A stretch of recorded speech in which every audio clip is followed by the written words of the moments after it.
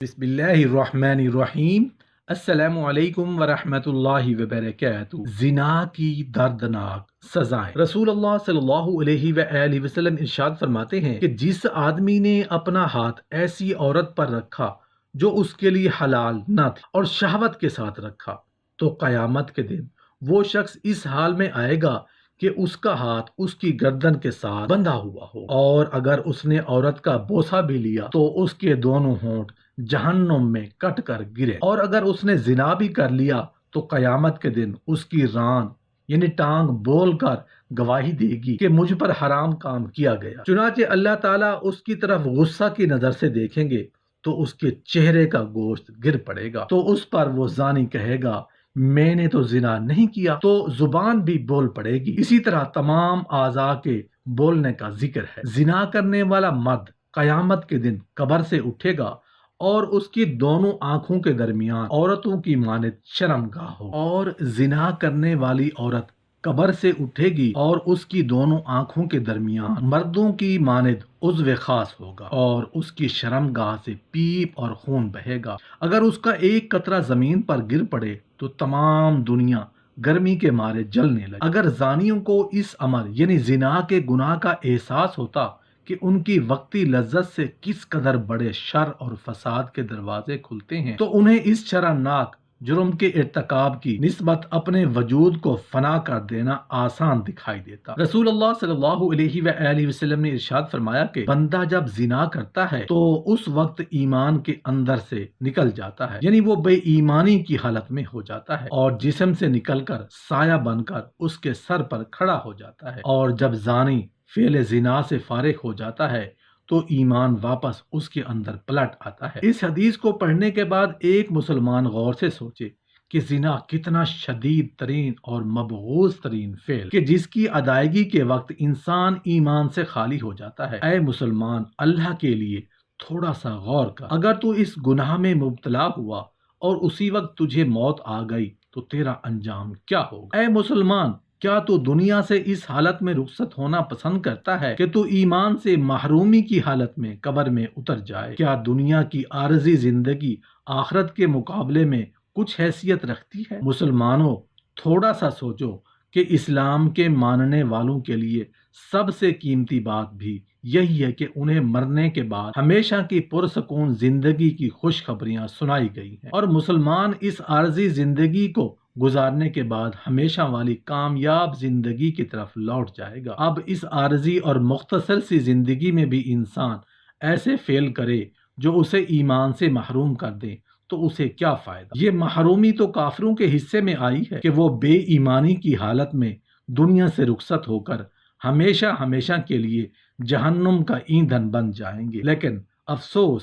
کاش کہ مسلمان اپنے پیارے نبی کریم صلی اللہ علیہ وآلہ وسلم کی خوبصورت تعلیمات پر عمل کریں تو اس دنیا سے کامران ہو کر آخرت کی زندگی میں قدم رکھنا پڑے۔ مسلمانوں، خدا را اپنے ایمانی کی موت سے بچو، بے ایمانی کی موت سے بچو۔ کیا تم تھوڑی دیر کے گناہ بے لذت سے اپنا دامن بچا کر ہمیشہ کی پرسکون زندگی پر راضی نہیں ہو؟ نبی کریم صلی اللہ علیہ وآلہ وسلم ایک مرتبہ ایک شخص نے پوچھا کہ اے اللہ کے رسول صلی اللہ علیہ وآلہ وسلم، اللہ تعالیٰ کے نزدیک سب سے بڑا گناہ یعنی کبر الکبائر کیا ہے یا کون سا ہے؟ تو آپ صلی اللہ علیہ وآلہ وسلم نے فرمایا کہ اللہ تعالیٰ کے ساتھ کسی کو شریک ٹھہرانا یعنی شرک کرنا، حالانکہ اس اللہ تعالیٰ نے ہی پیدا کیا۔ پھر وہ شخص کہنے لگا اے اللہ کے رسول صلی اللہ علیہ وآلہ وسلم، اس کے بعد کون سا کام ہے یعنی کون سا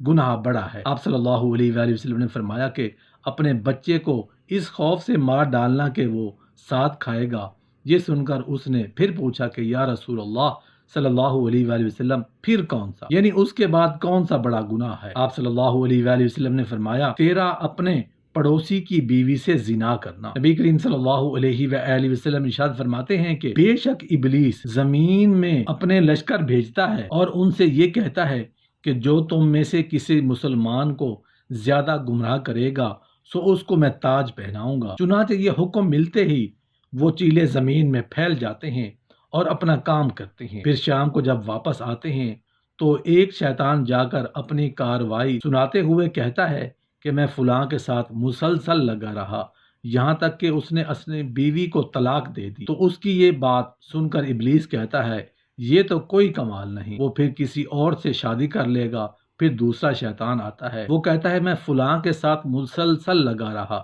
یہاں تک کہ اس کے اور اس کے بھائی کے درمیان دشمنی ڈال دی۔ تو ابلیس اس کی بات سن کر کہتا ہے یہ تو نے کچھ نہ کیا، وہ تو عنقریب صلح کر لیں گے۔ پھر ایک اور شیطان آ کر کارروائی سناتا ہے اور کہتا ہے کہ میں مسلسل فلاں سے زنا کا فعل سرزد کروانے کی کوشش کرتا رہا یہاں تک کہ انہوں نے زنا کر لیا۔ تو ابلیس اس کی بات سن کر کہتا ہے کہ یہ تو نے اچھا کیا، تو اس کو قریب کر کے تاج پہناتا ہے، نعوذ باللہ۔ حضرت ابن عباس رضی اللہ عنہ سے روایت ہے کہ رسول کریم صلی اللہ علیہ وآلہ وسلم نے فرمایا کہ جس بستی میں زنا اور سود پھیل جائے گویا اس بستی کے لوگوں نے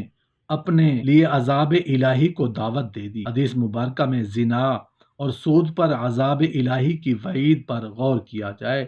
تو ہمیں موجودہ معاشرے سے یہ بات کھلی آنکھوں سے نظر آئے گی کہ آج کے معاشرے میں یہ دونوں خطرناک بیماریاں جڑ پکڑ چکی، جس کے باعث وقتاً فوقتاً عذاب الہی ان جگہوں پر مسلط ہوتا ہے۔ آپ اکثر پڑھتے ہوں گے کہ آج فلاں جگہ شدید آندھی کے باعث سینکڑوں افراد موت کا نوالہ بن گئے، اور بعض جگہ سیلاب اور زلزلے کی شدت انسانیت پر موت کی شکل میں مسلط ہو رہی۔ آج یورپی ممالک میں اس طرح کے عمومی عذاب نازل ہونے کی سب سے بڑی یہی وجہ ہے کہ ایک تو ان کا مکمل معاشی نظام سود پر چل رہا ہے اور دوسرا مغرب کا ہر تیسرا گھر زنا کی وبا میں لتھڑا پڑا ہے۔ ہمارے پیارے نبی کریم صلی اللہ علیہ وآلہ وسلم نے 1400 سال پہلے ہی ان چیزوں کے بارے میں آگاہ فرما دیا تھا، لیکن افسوس مسلمان فرامین نبوت صلی اللہ علیہ وآلہ وسلم سے غافل بنے رہے ہیں، جس کے نتیجے میں آج یہ دونوں بیماریاں آہستہ آہستہ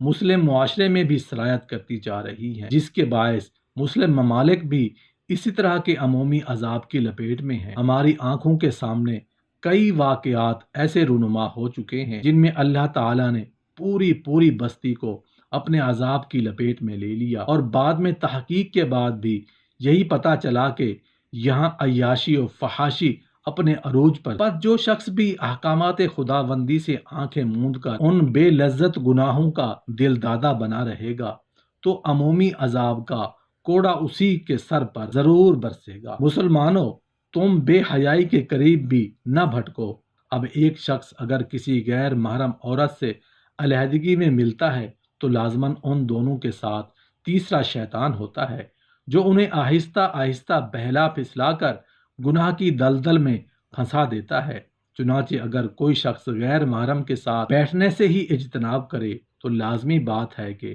وہ آگے آنے والی تمام تر سنگین برائیوں سے محفوظ رہ سکتا ہے۔ جیسے کہتے ہیں کہ چھوٹے چھوٹے سوراخوں سے بچو کیونکہ چھوٹا سا سوراخ بڑے سوراخ کو جنم دیتا ہے۔ اب اگر انسان ایک غیر محرم کے قریب علیحدگی میں بیٹھے گا تو لازمی بات ہے کہ گفتگو کرتے کرتے انسان کے ہاتھ اگر اس کی طرف بڑھے تو پھر یکے بعد دیگرے اس طرح یہ برائی بڑھتے بڑھتے اس انتہا تک انسان کو لے جائے گی جہاں اس سے وہ سنگین فعل سرزد ہوگا جو اسے سیدھا جہنم کے گڑھے میں پھینک دے گا۔